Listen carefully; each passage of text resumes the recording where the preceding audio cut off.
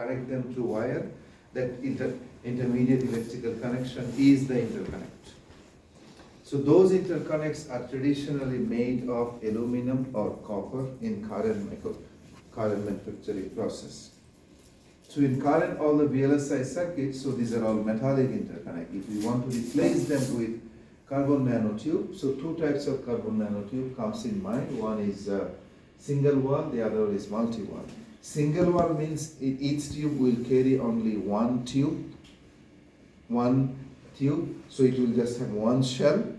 So end to end, you have to connect just one tube, through surface.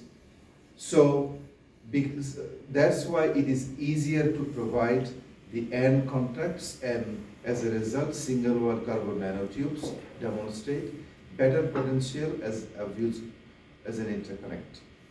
On the other hand, multi-wall carbon nanotube means multiple contacting shells or tube wrapped around on top of each other. So they will have many shells, this side and this side, circular surface to be contacted. And you cannot expect them, all of them will be perfectly aligned so that you can have one perfect contact. So the contacting every tubes inside a multi-wall carbon nanotube arrangement is very, very difficult. And due to this contact and alignment challenge, multi-wall carbon nanotubes used as a interconnect is less promising than single-wall carbon nanotube. So at the beginning I said each individual tube, because of its contact difficulties, even the single wall carbon nanotubes are very difficult to provide contact, align them in one direction if it is single tube. So it is more actually reasonable, practical to use them as a bundle. Like if you look at in any modern day electrical wire, uncover the rubber surface, what do you see? It's not one solid wire. It's a bundle of small wire. Together, if one or two of those smaller wire breaks down, still you have an electrical connection. Similarly, for physical stability and providing ability to provide contact and also to have multiple bundle path through the conductor, it is better to use a bundle of carbon nanotube as interconnect. So, when we talk about two different carbon nanotube, and now we are talking about bundles of carbon nanotube. When we talk about bundles of carbon nanotube, we have three possibilities. Bundles of all single wall carbon nanotube, bundles of all multi-wall carbon nanotube, and bundles of mixed carbon nanotube. Some of them in the same bundle, some of them will be single wall, some of them will be multi-wall carbon nanotube. Now the question is, if we want this one or this one, bundle 100% made of single wall, bundle 100% made of multi-wall carbon nanotube. The current carbon nanotube synthesis and manufacturing process we have cannot ensure that if you produce a bundle of 100 carbon nanotube, 100 of them will be single wall or multi-wall. Practically, some of them will appear as single wall, some of them will appear as multi-wall, and some of them will be very disoriented, imperfect carbon nanotube. So it will be a mixed bundle. Same bundle will carry some hanging, disconnected, floating carbon nanotube, floating there like a noodle. Some of them will be single wall, aligned in the direction of the signal flow. Some of them will be aligned multi-wall in the direction of the signal flow. Some of them will be disoriented. So, as of now, because of these difficulties of achieving certain type of carbon nanotube, researcher did not come up with any standardized methodologies or approach to identify or recognize or prescribe that, well, this particular type of bundles will be better compared to other two. So as of now, this is up in the air, no standardized type identified by the researcher. So, why the question is, first let us answer why the bundled carbon nanotube, not individual carbon nanotube as interconnect. Let us now elaborate on that. Individual carbon nanotube, the resistance will be very, very high because of its contact resistance. The contacts are imperfect. The contact resistance will actually nullify the advantage of the tube itself. So when we are talking about very, very high speed or high performance communication at nanoscale circuit, because of this excessive contact resistance of single carbon nanotube, it will not provide expected performance. But what is the basic property of, are you two sleeping? Shayan and Atif? No. No? So, what is a basic property of resistance? If you connect more resistive wire or electrical path in parallel, does effective resistance go down or up? With parallel electrical path, Goes down. it goes down. If you connect them in series, it goes up. So now, if you have more than one carbon nanotube connected in parallelly between one pair of contact, so between this one pair of contact, you will have now multiple carbon nanotube appearing in parallel. So overall, even if individual carbon nanotubes contact resistance is very high, when you put many of them in parallel, overall effective resistance between the two contacts for the whole bundle will be significantly less than a single tube. So that is one of the biggest motivation why we go for bundled carbon nanotube, because of the high contact resistance of each individual. The other thing is that it is still very difficult to align the carbon nanotubes perfectly align in the direction you want to send the signal. So if you have a bundle of 100 tubes, you can expect that hardly 25% or 20% will be perfectly aligned. Some of them will be slightly misaligned, some of them will be completely noodle-like situation, like going in random direction. That's why to ensure that you have a reasonable percentage of perfectly aligned and properly contacted tubes, so you have to have a lots of redundancy in the bundle. So you have to have more tubes in the bundle. So there is another motivation to use bundled tube instead of single carbon nanotube. And also, at the beginning we mentioned that single wall carbon nanotube shows better promise than multi-wall carbon nanotube in terms of conduction ability, that is interconnect application. In the current synthesis process, it is very difficult as of now to control the diameter and the number of tubes formed in each carbon nanotube. So some of them will have randomly appear as single wall, some of them will randomly appear as multi-wall. Due to the lack of the control of the diameter and chirality of carbon nanotube, we need more tubes in the bundle so that at least we have some carrying the signals. So the conclusion is, as of now, based on the current research and the carbon nanotubes' physical, electrical and mechanical properties, it is recommended that bundles of tubes should be used as interconnect, not individual carbon nanotube, to ensure that we have sufficient number of metallic carbon nanotubes, that means conducting. Metals are conducting, semiconductors are not conducting. Carbon nanotubes and graphene, they can appear in metallic property or in semiconducting property depending on chirality. A basic property of carbon nanotube is chirality, which determines whether it will be metallic in nature or semiconducting in nature. When we are talking about using carbon nanotube as an interconnect application, we want metallic nature so that it works as a conductor. And also we want a bundle to lower the effective resistance by placing many conductive tubes in parallel, as I explained earlier. So now the question is, since the current synthesis process cannot give us a bundle of all pure single wall or a bundle of all pure multi-wall, so a more realistic approach for the researcher is to explore the prospects of mixed carbon nanotube bundle as interconnect application. Within this bundle, some of the tubes will be metallic, some of the tubes will be semiconducting, because we don't have the control on chirality and diameter. To use this bundle of mixed carbon nanotubes as an interconnect application, which you want? You want higher percentage of metallic tubes in the bundle, or you want higher percentage of semiconducting tubes in the bundle?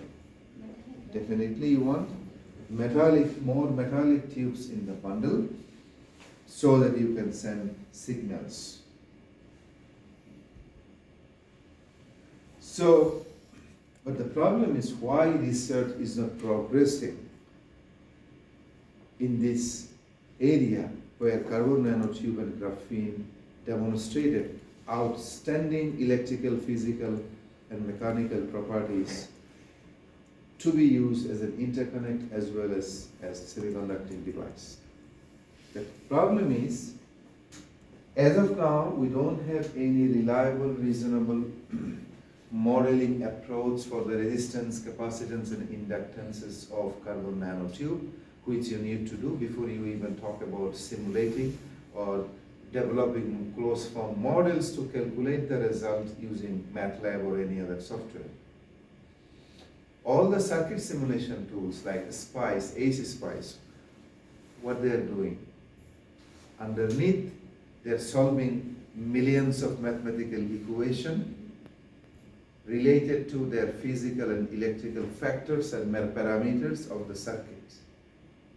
But before you reach the SPICE was developed and successfully it has been upgraded, somebody needs to do device level, material level modeling to come up with this closed form relation, how these 10 different factors will determine the resistance of a 1 centimeter long tube or wire, right? Somebody needs to do the detailed material level analysis, device level analysis to come up with those closed form model for resistance, inductance, capacitance, and other parameters of interconnected device to form those closed form model for a SPICE or ACE-SPICE simulation. So as of now, there is no standardized simulation tools. People are still relying on some experimental tools. It is improving day by day by some of the research group. So any one of you want to work on any nanomaterial simulation, device level or interconnect simulation, one of the most important hub and free hub for all of you is called NanoHub. NanoHub is sponsored by National Science Foundation, managed and hosted by Purdue University, West Lafayette. The condition when they first gave the grant to Purdue University about 40 years ago, start building this simulation platform for the next generation nanomaterials and devices.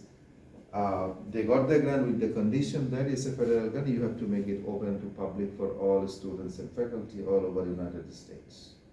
So you can create a profile in that website, and majority of the simulation tools you can use that. You have to spend some time, you have to just upload your parameter and run the simulation. Definitely they will not give you the codes, but they will run the simulation and you can get the result. It's called NanoHub, hosted by Purdue University, sponsored by National Science Foundation. So, there people have tried to come up with many different mathematical models to understand and analyze the electrical properties as well as the current or information carrying capacity of carbon nanotube. People tried to use Fourier series transformation, people tried to use communication or information theoretic analysis techniques to understand the current carrying capacity or conductance of carbon nanotube. So, if you are given the task to create a carbon nanotube bundle interconnect, how do you start? First, let us see what would be our ideal expectation. If you have a bundle of carbon nanotube and you are exploring it for interconnect application, your number one expectation would be 100% of the tubes would be metallic, so that everyone will carry current like a conductor. The second expectation would be every single tube will be properly contacted end to end, aligned in the direction of current flow. Nothing is like hanging there like a noodle or a zigzag shape, right? So that is ideal.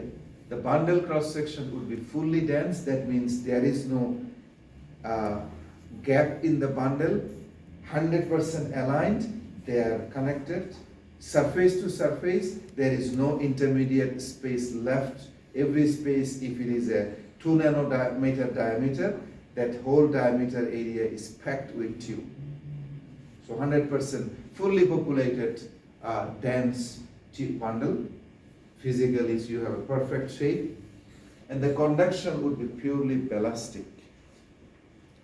So now let us dive into a little bit of physics. What is a ballistic conduction? Anybody can define what is a ballistic conduction of electron through any medium? Anybody? Material scientist can elaborate on that? I heard the term. So, anybody wants to elaborate on that? So, when current or electron flows through any conducting medium, that conducting medium, whether it's a copper wire or aluminum wire, it is billions of atoms of copper, aluminum, or iron, if it is iron wire. And electrons are flowing, it is colliding with all those atoms, ions inside the, all the particles inside that metallic wire, right? Or any conducting medium. It's full of, even this surface is like billions of atoms we're talking about. And if you're sending a current, that means a stream of electron. Current means a stream of electron. They're colliding with signal. Ideally, what is a superconductor? Electron can flow without collision at light speed. That is superconductor. So in between two successive collision, electrons basically travels at light speed or near light speed without any collision. It's like maximum possible speed. Why the speed is much lower? Because it is moving, colliding. So the ballistic distance or ballistic speed, it is the speed between two successive collisions. That is called mean free path. In that path, electron travels without suffering any collision. That means at the highest possible speed. For carbon nanotube and graphene, that mean free path is about 40 micrometer. Compared to copper, iron and everything, it's less than 1 micrometer. As a result, if your circuit itself is less than 100 nanometer, that means you still have that ballistic distance will cover half or full length of your chip. So the speed can be very, very high. So you want your bundle to be designed physically, lengthwise and electrically in such a way that electrons can travel through this bundle in pure ballistic mode without any diffusive impact or any collision. So those three are 1, 2, 3, 4, 5. These four are our ideal expectation from carbon nanotube. But in our all previous discussion, you know that it's impossible to, based on any current synthesis process, come up with any ideal carbon nanotube bundle or even single carbon nanotube. So what would be a more pragmatic or practical approach if you are given the task to design a carbon nanotube bundle based interconnect. So a more practical would be, we have to accept the fact that it will be a mixed bundle. Some of them will be single wall, some of them multi-wall, and some of them will be properly contacted, some of them will be imperfectly contacted, some of them will be aligned, some of them will be zigzag. Some of them will never reach to end, right? It will by the form loop. So now if you have a single wall carbon nanotube and multi-wall carbon nanotube bundle, it is observed that it is, even for common sense, one tube will be easier to contact. If you have multiple concentric tube, it will be more difficult to provide contact. So single wall carbon nanotube provides more conductive or metallic property compared to multi-wall carbon nanotube. So you want more metallic single wall carbon nanotube, but less of semiconducting carbon nanotube. So a practical approach, you can never have 100% metallic, but you will try to increase the proportion of metallic carbon nanotube compared to semiconducting carbon nanotube. And also, it is impossible to get 100% perfectly packed bundle, so you want to make them as less sparse as possible. There will be still some gap, but you don't want like one hanging there, one hanging there. You want to make it as less sparse as possible. Many tubes will have different diameters, will be imperfect contacts, but we want to have a reasonable number of tubes with proper contacts so that you can carry the current. So that, yes? So, this carbon nanotube naturally occurs in single wall and multiple wall, or we are making it like that? Naturally, in the chemical synthesis process, there is no way to control or no way to ensure that your tube will be single wall or your tube will be multi-wall. Okay, it occurs in both the formats. It randomly occurs in single wall and carbon multi-wall. So you as the designer, your design goal is to increase the metallic percentage of the tube, right? And also the length, control the length, diameter and the sparseness, so that you have a control on the number of single wall and number of carbon per diameter. If you have larger diameter, then more tube will automatically form. The length should be below the mean free path, so that you can have ballistic or near ballistic conduction. And the bundle sparseness, so that the whole bundle is fully packed, right, as large as possible. And the contact resistance should be controlled within tolerable range. So these are the design goal. So, and one of my former master's student, he did some simulation using NanoHub tools. So he just randomly changed the composition of carbon nanotube bundle with different percentage of metallic carbon nanotube in the bundle, and then he simulated for conductance. As expected, with the increase of the metallic percentage of the tube, conductance increased. So he did not actually test on carbon nanotube, he just provided the parameters of bundle percentage in the NanoHub tools and then generated this simulation. So it shows that for different length, with the increase of the metallic percentage, the conductance increases. So intentionally, he selected the length of the each tube and the length of the bundle less than the mean free path to make sure that the conduction will be ballistic. And then he also calculated for capacitive and inductive properties of single wall carbon nanotube at different metallic percentage, and also did it for bundle. Same thing, he also varied the length of the bundle compared to the mean free path. He changed, and then he also observed how the capacitances changes with the change of the length. But these are all based on with keeping the metallic percentage at 66.67%. He just changed the length to see the change in capacitance. So the whole idea of this simulation is to basically try to understand the dependence characteristics between the physical parameter and the electrical properties like resistance, capacitance, and inductance. Physical parameters are length, diameter, and contacts and other properties. So he also did the same thing for inductance, CNT bundle length versus inductance. First he kept the length constant, change, and then changed the bundle and observed the bundle inductance for various different lengths.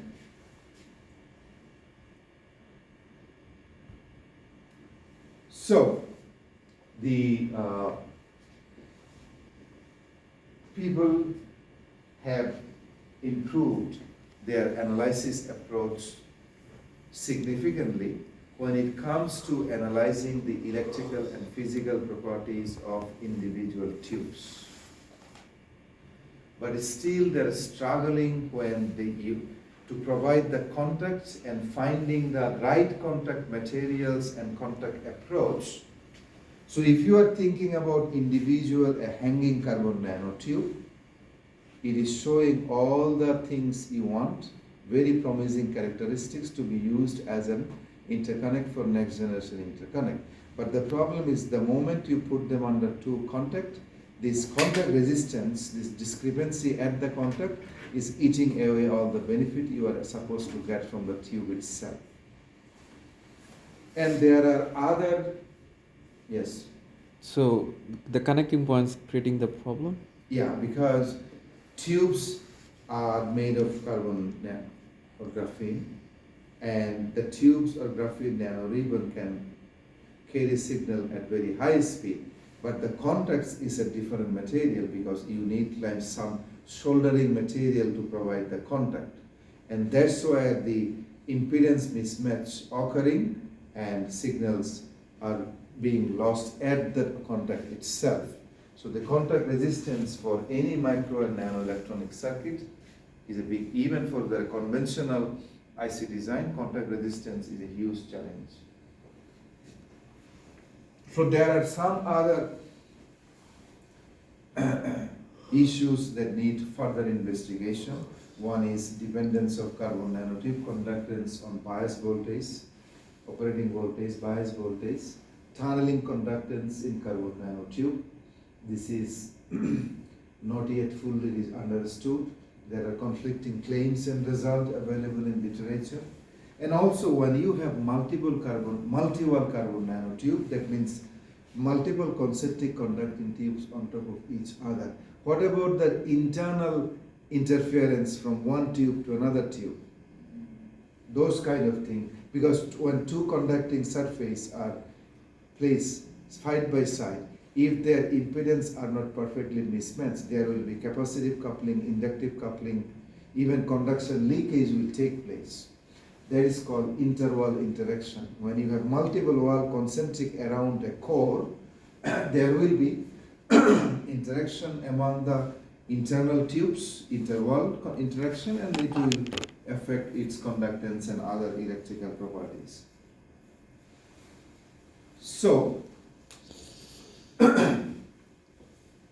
one student, part of his master's thesis, he started exploring, theoretically exploring what should be the most suitable bundle composition to use it as an interconnect.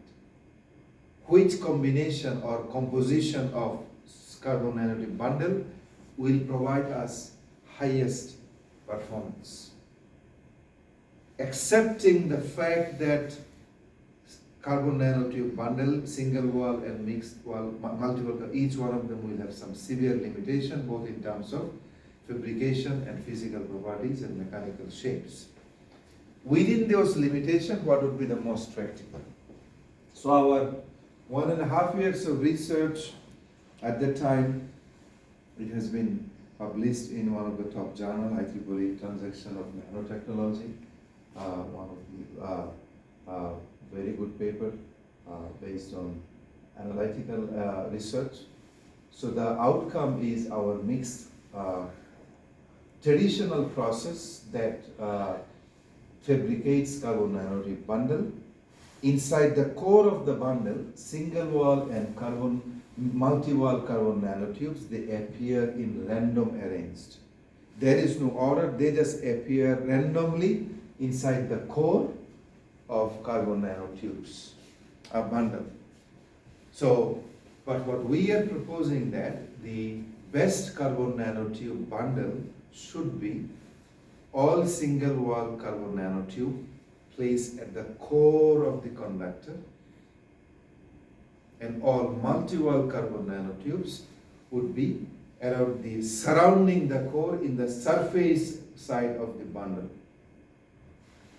So now the challenge is how do we arrange them? There are some research going on in some European agency as well as in few places in USA, how to align the carbon nanotube in a bundle based on their diameter. Smaller diameter single wall will be in the core, and larger diameter multi-wall will be at the peripheral surface of the bundle. So we observed that if we can come up with that type of bundle composition structure, it will give us the best conducting property. The question is why? Because single wall carbon nanotubes are easier to provide end-to-end contact, so they will have better conduction, lower surface resistance, contact resistance, so they will carry most of the current. And we want to put them at the core, and multi-wall carbon nanotube, they are not properly contacted, they are at the periphery, so they will not carry that much current, but they will provide a shield from outside interference. So they will shield, electrically shield and physically shield the core of single wall carbon nanotube that will be carrying most of the current. Now the question is, when your conventional manufacturing process is giving you a bundle of carbon nanotube where single wall and multi-wall are randomly placed, how do we align them so that single wall goes towards the core, multi-wall goes towards the periphery of the core surface? So people thought about it. How about putting that tube in between two contact and rotate it, use the centrifugal force to automatically move heavier tube to the outer surface and lighter one will stay at the core. Because when you rotate them, the heavier one will experience more centrifugal force, will tend to go out of the bundle, right? So that is one way of doing that. So that is something basically we have to think about. So what me and my student we propose is that in conventional carbon nanotube bundle, it will appear in random, some single wall at the surface, some at the core in a random order. This is multi-wall, this is single wall. But what we want is to come up with a way to push all the single wall tube in the core, multi-wall at the periphery. Now, our proposal is, let's not even try to provide contact to this multi-wall. Let them hanging there so there will be electrical shield and mechanical protector for the core, and try to properly connect those single tubes at the core, and they will carry the current. It has another benefit of controlling the skin effect. One of the problem is as signal frequency increases, while signal is passing through conductor, at high frequency it tends to concentrate at the surface area.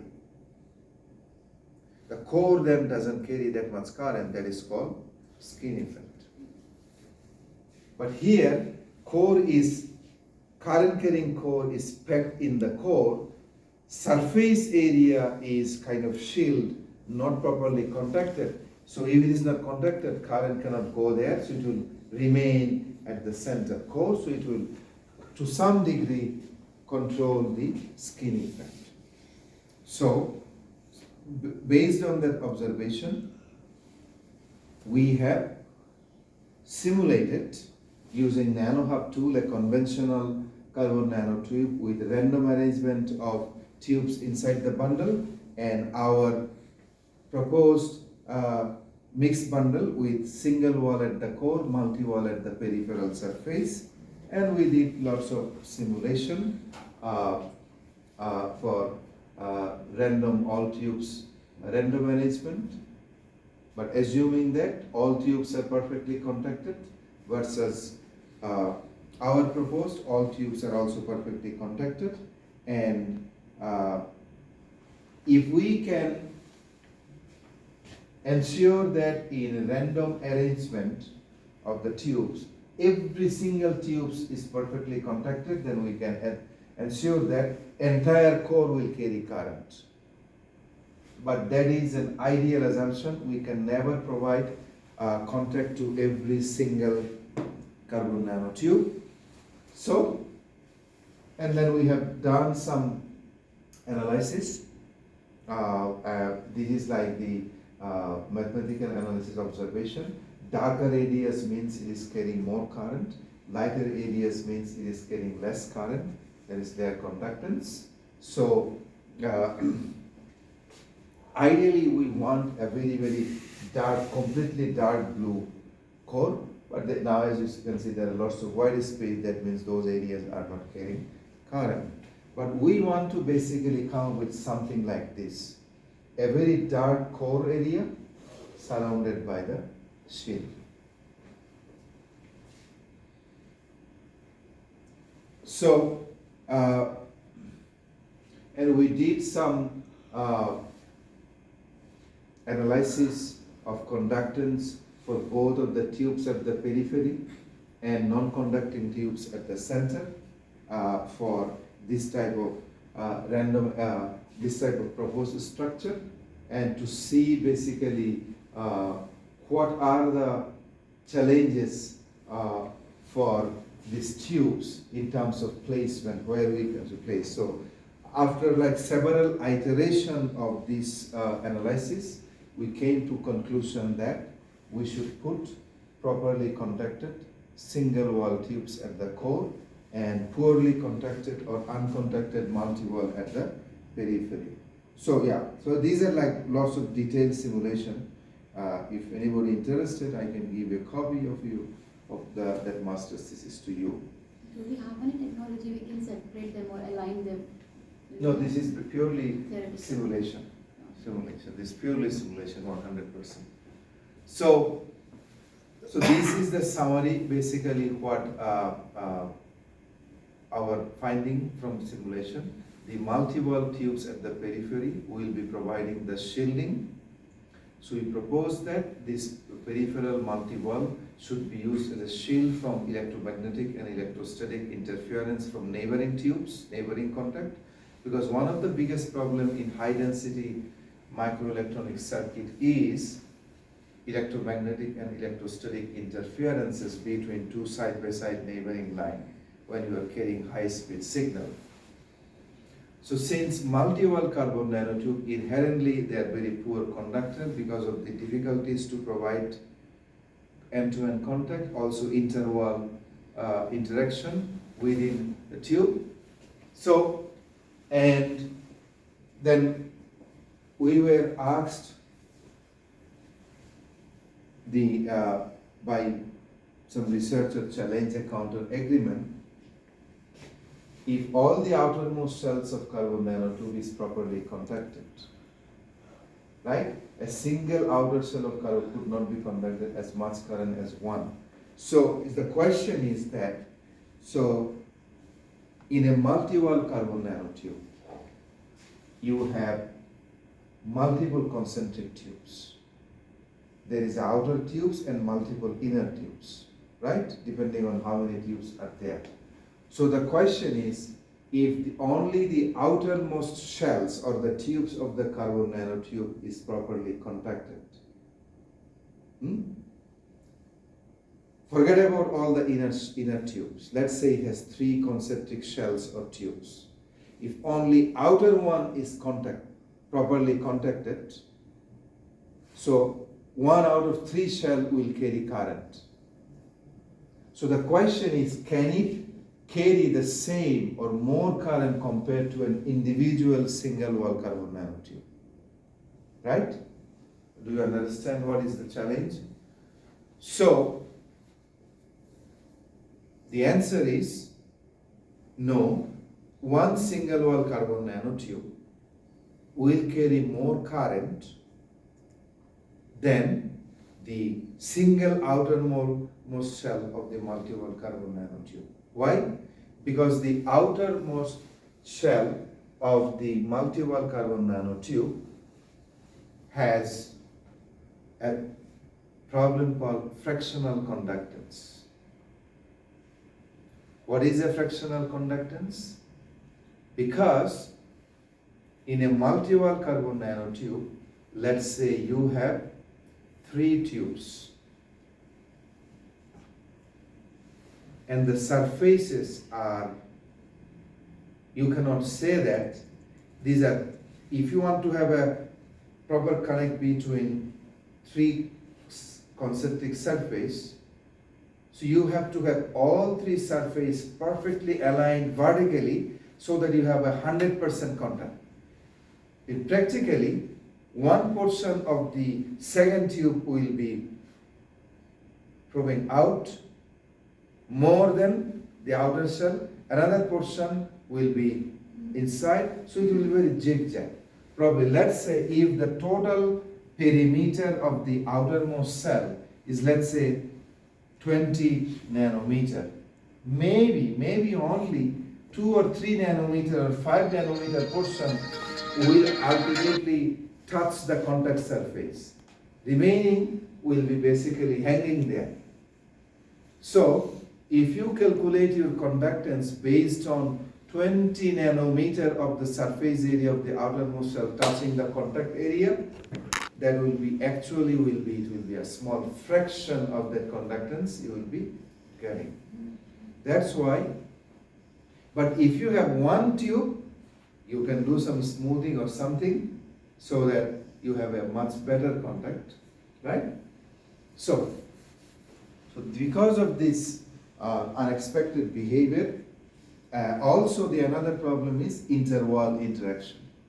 Interwall interaction interference. So even if you can properly contact the outermost shell of a multi-wall carbon nanotube, compared to a single wall carbon nanotube, it will carry less current. So that's why based on those observation and finding from other people's research and analyzing the physical properties, so we basically summarize that single walls carbon nanotube should be placed at the central conducting core tubes because they do not have the issues of fractional conductance affecting their performance, or they do not have intershell or interwall interferences because it's only one tube. So current conduction in single wall carbon nanotube can be ensured that it will be mostly ballistic because you have one tube, one set of defined properties. In multi-wall you have 3 different diameters or 4 different diameters depending on how many tubes you have, and each one of them will have different resistance, capacitance, inductance or density of atoms depending on their shell diameter, so they will have different mean free path. So in single wall it is much easier to achieve ballistic conduction compared to multi-wall carbon nanotube. So yes. But we will not go with the area, like since resistance is inversely proportional to area, So single nanotube will be having less area if we compare to multiple. To some degree, yes, but if you are thinking about a solid wire where the entire tube is filled with metal, we are talking about a Hollywood. tube with a very, very thin surface. The middle part is hollow. It's a tube, it's like a straw for soft drinks. That is a carbon nanotube. But a copper wire, whether it's small or big, it's solid tube, it's a solid wire. So higher cross section means lower resistance, so more conductance. But here, only the surface area of the tube that is actually full of metal, carbon, middle part is hollow, nothing, is air, right? It's empty. So that surface area, if it is a properly contacted surface area, so yeah, the perimeter is longer, so it will have more conducting path. You are right. Ideally, a multi-wall carbon nanotube, the larger tube should give you more current. But because of the problem, because in a multi-wall, one will be coming out in one side, one will be going in one side, so it will be very difficult to provide contact when you have multiple consecutive tube. That's why multi-wall will never give like full capacity conduction, it will be a fractional conductance. But what, Yes. what if multi-wall carbon nanotube have, it also has single wall also in between. Yeah, so multi-wall is actually a combination of 2, 3 or 4 single wall concentric on top of each other. Right. So that's what we're saying. Even if we can properly connect outermost cell, because inner cells will be kind of very difficult to get in when you're talking about sub-nanometer fraction. Even if we can connect the outer shell properly, but the interaction, the interference between multiple wall, and also because of the fractional conductance, we will not get the expected benefits. But ideally, if we can provide an ideal full 100% correct, accurate contact with the multi-tubes, it will be the best conductor. Because then each tube will have more than one path to carry current. So here we are talking about ideal situation where we are able to connect the whole software. The contact is like properly 100%, Yeah. and the soldering thing doesn't interfere with any of the. Yeah. So but at such dimension, at such small diameter, so the researcher as of now concluded that let's not expect to be able to provide proper contact with multi-wall nanotube. The biggest problem is it is not even in as of now our control to make sure whether we can properly generate a bundle made of full all multi-wall or all single wall. So this type of research is going on, accepting the limitation. Like for example, even in conventional our silicon-based technology, the transistors, if you think about individual transistors, they can be operated at 25 to 100 gigahertz speed. But we are not even getting 5 gigahertz. Why? Because of the interconnect resistance and the contact resistance is limiting the ability of those transistors to be switched at their full capacity. So that's why the entire micro and nanoelectronics industry accepted the fact, okay, we'll be losing 70% of the signal in contacts and in interconnects. So we have to design based on less than 30% capacity of the actual speed or the throughput you would get from this nanoscale transistor. So it is a fact in every engineering field. There is nothing called 100% yield. So you have to design with enough tolerance and redundancy to make sure that with all the imperfectness, but your design will still have enough capacity to provide the function you are intended for. So, if we can replace all the contact resistance and interconnect resistance for this whatever microprocessor this one has, we don't need anything else, then it will become a superconducting microprocessor, because the contacts, that is the biggest contributor of thermal stress, electrical loss, and all other reliability problems. So that when any electrical circuit, whether it's an integrated circuit or a discrete electrical circuit, the most vulnerable point of failure is that contact, the shouldered part, whether it's a microscopic, nanoscopic soldering or a regular bulk soldering, what even I did, I don't know whether it did, but as part of my engineering undergraduate curriculum, we had to take a 4 credit hour mechanical engineering class. 1 credit hour is just soldering different parts together, from a small electronic circuit to big metallic piece. Those like 1 credit hour of soldering, all those things. So,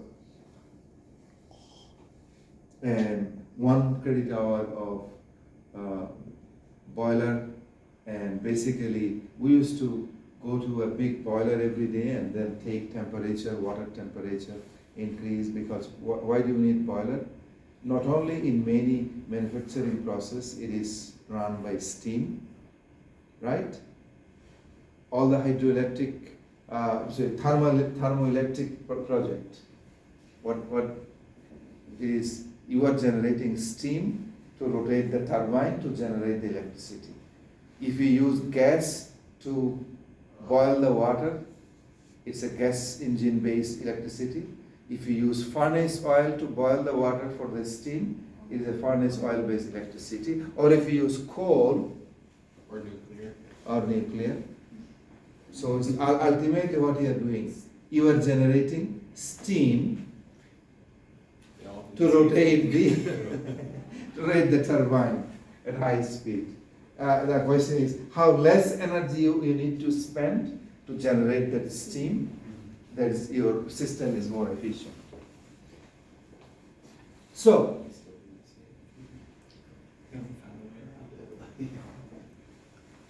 what are the advantages of the proposed bundle? We have explored.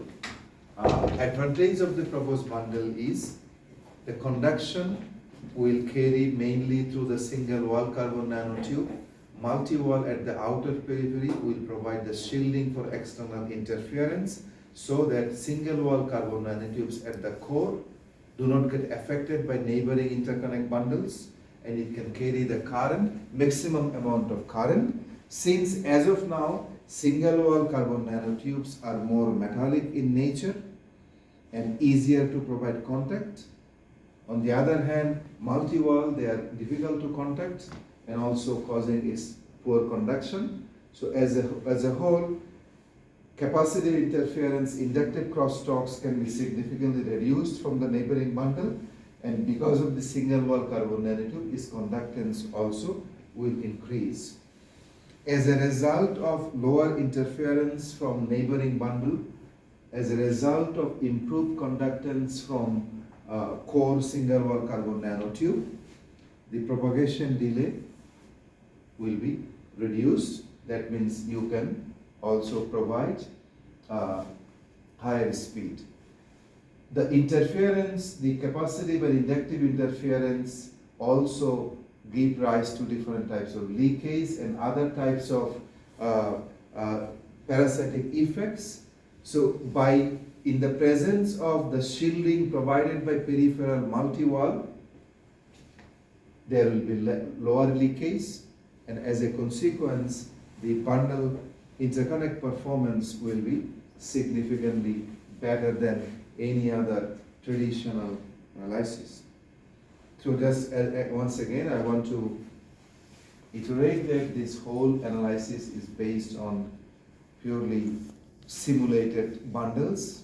There are many practical issues that must be resolved before anybody can prescribe this proposed bundle or any other proposed carbon nanotube bundle in interconnect application. Now let us see what are those issues and challenges we are talking about, and how some of the research groups are trying to address those challenges. One of them, and the most important one, is the fabrication issue. So, in some research group, in some literature, they mentioned that, well, let us use some atomic force microscope-based manipulation technique to place the carbon nanotube at desired position, wherever you need, center or periphery, or in any other way.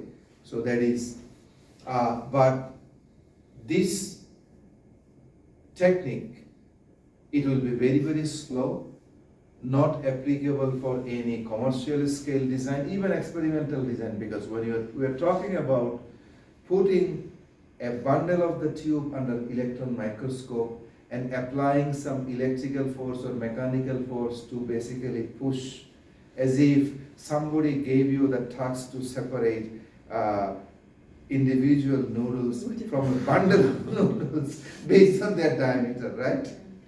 So it is like that. You put it under microscope and then apply some force, rotation, or some force or vibration to basically do that. Those of you who have basically seen or cooked rice, particularly in the village area, the rice doesn't come in very clean form. The rice comes with like some dust particle. So they put it in a strainer. So they do like this. The dust particle, they're lighter. After vibrating like this, the smaller one falls down. The lighter dust comes up on the surface, and the clean rices, they stay on the lower bottom of the strainer, right? And you basically collect the dust from the top and throw it. And you continue, so you basically to get a much cleaner portion of rice, right? That's how they separate the dust from the rice. Even mechanically they do that in rice mill to separate the rice from the shells, right? So, same thing you put under microscope and see, and then apply some centrifugal force or vibration force, but so it will be very, very slow process. You cannot do it for any commercial process. So, but there are methods that need to be developed to position the tubes in the desired location, in desired combination. And also there is no way to control what percentage or how to get more metallic, how to get more semiconductor if it is used as a device, right? This poor guy. So resolving contact resistance issue, there is a big part of the manufacturing challenge, because one of the problem with the contact resistance, yes, let's say you found out a way to perform nanoscale soldering with smooth surface, but the question is then that there is one challenge. Another challenge is what type of material. Contact material has two requirements. One is it should provide the almost similar conductance like the interconnect itself. And also it has to be a glue. Because let's say outside is a transistor, you are transferring electricity from a conductor to a transistor. And the contact is or to another wire. Contact is an intermediate surface. It is providing the electrical medium between two interconnect or interconnected transistor. Also, it is the gluing device between two different material. So you have to find a material that is mechanically and physically attachable with carbon nanotube. Also, it has good enough electrical conductance to transfer the signal from one wire to the next wire or one wire to the transistor. So, that is the biggest challenge, the mechanical processing and the material selection itself. So, why it is such a big challenge? There is a thing called impedance mismatch.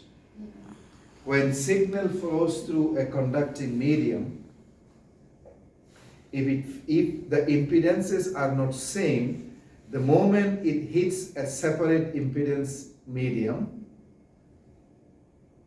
it will reflect back. The signal is electromagnetic wave. It will reflect back and come backward towards the origination of the source of the conduction. Less portion will. Same thing. For light, if it is going through the same media with similar transparency, light can move at a speed. But if the transparency changes at the interface, something will reflect back. Same thing for electrical impedance mismatch. So you have carbon nanotube at ballistic speed. Then you have some material sitting in between. On the other hand, the transistor is switching at gigahertz speed. This material connecting or the glowing this interconnect transistor is the main bottleneck for fabrication process. So this is kind of the summary of challenges and prospects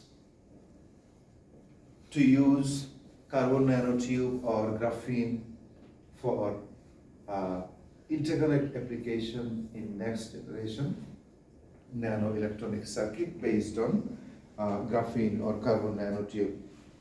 So in next part we will continue on the transistor side of the research. That will be our part 2. Do we have any research facility for nanomaterial also here? Not here. When my student did some experimentation, at that time I sent the samples to Northwestern University, my alma mater. So my advisor helped me hook up with their nano fabrication lab, and they did some. We did mainly testing for contact resistance. So we bought some carbon nanotube samples from some vendors. There is a website called Graphene Marketplace. In the Graphene Marketplace, all the carbon nanotube and graphene vendors, for research purpose, they will sell you graphene samples, carbon nanotube samples, different types of graphite samples to industrial and academic labs. And it is just a sourcing website from all over the world. So we bought quite a few carbon nanotube sample sets from them, sent it to Northwestern University.